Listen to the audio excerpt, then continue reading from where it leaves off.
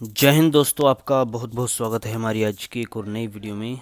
आज की इस वीडियो में हम बात करने वाले हैं BHIC 133 यानी हिस्ट्री, जो भारत का इतिहास आपका सब्जेक्ट है, उसके तीसरे क्वेश्चन के बारे में।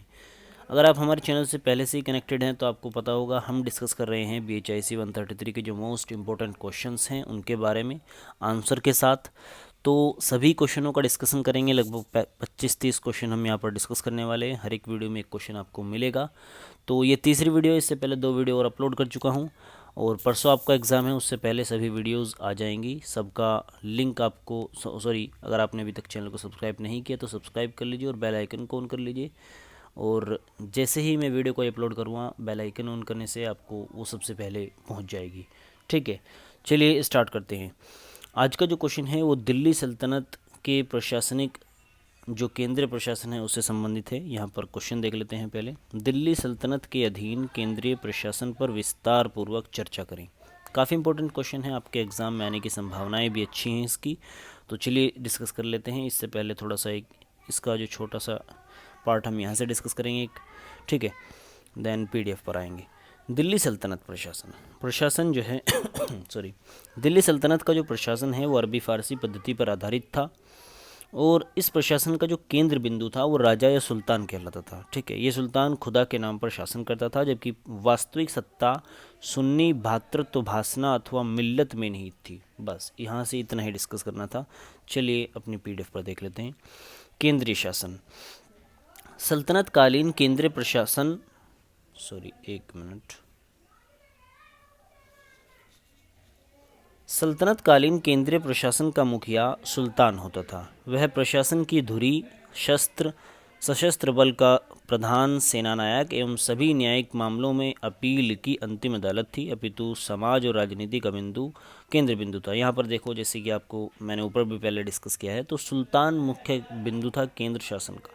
ठीक है, पूरे शासन का जो मुख्य बिंदु था, अंतिम कड़ी थी, अंतिम फैसला लेने वाला व्यक्ति जो था वो सुल्तान ही था।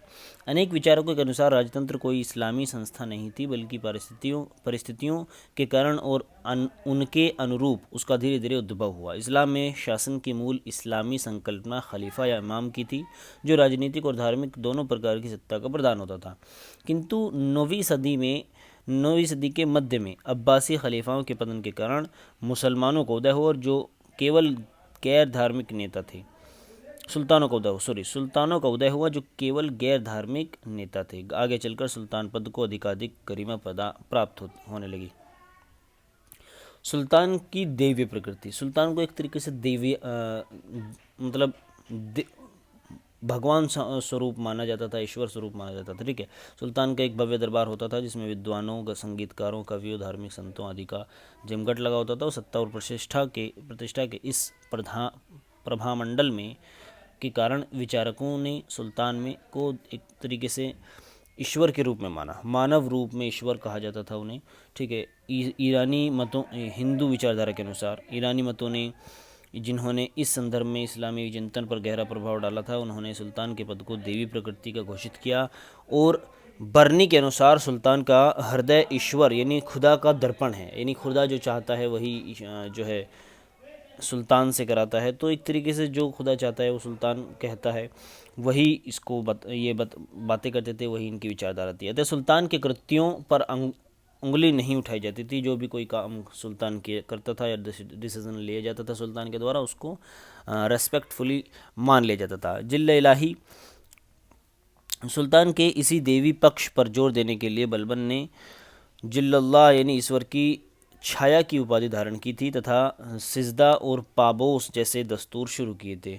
ठीक है, धार्मिक नियंत्रण, सल्तनत कालीन सुल्तान कोई स्वेच्छाचारी शासक नहीं था, क्योंकि हिंदू और मुस्लिम दोनों ही विचारकों के अनुसार किसी शासक द्वारा सत्ता के दुरुपयोग, सत्ता का सही ढंग से उपयोग न करने पर धर्म एक प्रमुख संस्थात्मक नियंत्रण था। कुछ विचारकों के अनुसार किसी भी शासक को धार्मिक मर्यादाओं का उल्लंघन करने का धार्मिक नेताओं के समर्थन और सहायता से लोगों द्वारा सत्ता से हटाया जा सकता था। तो इस चीज़ को नोट डाउन कर लीजिएगा। लेकिन इस विषय में पूर्ण सहमति नहीं थी, क्योंकि कुछ विचारकों ने इसे ईश्वर के हाथों में छोड़ दिया था। सिद्धांततः सुल्तान को धर्म अथवा शरीयत द्वारा निर्धारित व्यापक प्रयोजनों को पूरा करना होता था, और इसके द्वारा निर्धारित नैतिक और आचरण संबंधी मर्यादाओं के मुताबिक चलना पड़ता था। किंतु व्यवहारतः दिल्ली के सुल्तानों को अपने राजनीतिक गतिविधियों के संपादन के संबंध में काफ़ी स्वतंत्रता मिली हुई थी। ठीक है, उत्तराधिकार की समस्या होती थी। इस्लाम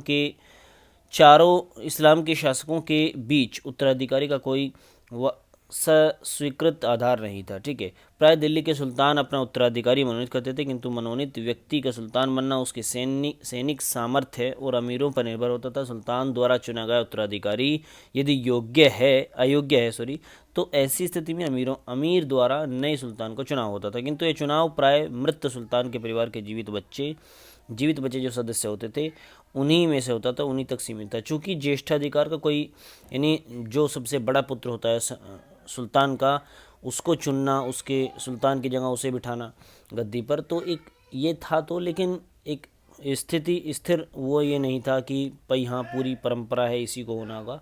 तो इस वजह से पूरी अच्छी से परंपरा नहीं थी, स्थापित प्रथा नहीं थी, जिसके कारण क्या था, जो छोटे जो उत्तराधिकारी होते थे उनमें और बड़े उत्तराधिकारियों में कहीं ना कहीं लड़ाई की संभावना या संघर्ष की संभावनाएं गुंजाइश होती थी। कभी कभी सभी दावेदारों को दरकिनार करके शक्ति के बल पर कोई अमीर भी सुल्तान की जगह पर बैठ जाया करता था। इस प्रकार अपनी तमाम समस्याओं के बावजूद सुल्तान सल्तनत काल के दौरान सत्ता और शासन की धुरी बनी रही। केंद्रीय प्रशासनिक विभाग और अधिकारी।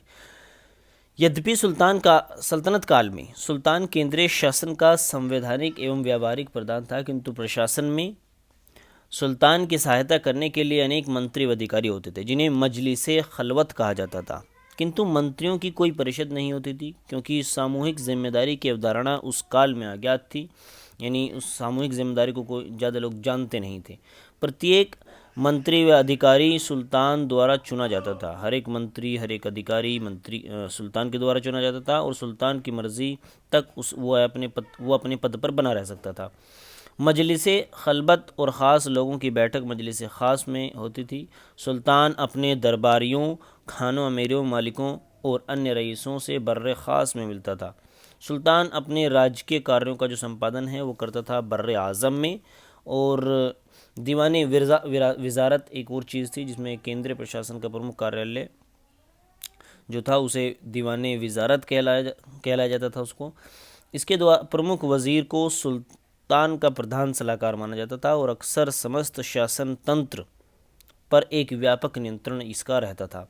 किसका? वज़ीर का, जिसे सुल्तान का प्रमुख सलाहकार या प्रधान सलाहकार भी माना जाता था, किंतु वह विशेष रूप से वित्त प्रबंधन के लिए जिम्मेदार होता था।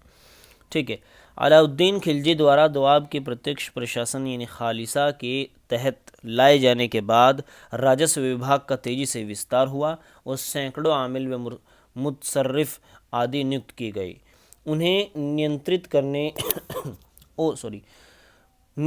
और बकाया राजस्व को वसूल करने के लिए दीवाने मुस्तखराज नामक एक नया विभाग बनाया गया था। एक नए डिपार्टमेंट की जो है स्थापना की गई, किंतु अलाउद्दीन की मृत्यु के बाद इसका अंत कर दिया गया, लेकिन आमिलों का अस्तित्व बना रहा। और मोहम्मद बिन तुगलक के शासनकाल में, जिन्हें कृषि विकास के साथ संबद्ध कर दिया गया, एक पृथक अमीर की अध्यक्षता में दीवाने कोही नामक एक नया विभाग गठित किया गया, किंतु यह विभाग भी असफल रहा और उसे समाप्त कर दिया गया।